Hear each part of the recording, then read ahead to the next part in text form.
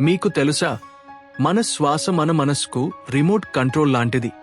ఒత్తిడి, భయం, గందరగోళం ఏదైనా అనిపించినప్పుడు ఒక్కసారి ఆగి లోతుగా శ్వాస తీసుకోండి. మెల్లగా గాలి లోపలికి తీసుకోండి.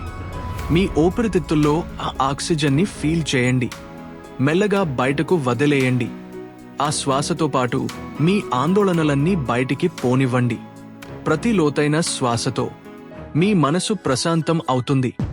మీ ఆలోచనలు స్పష్టంగా మారతాయి.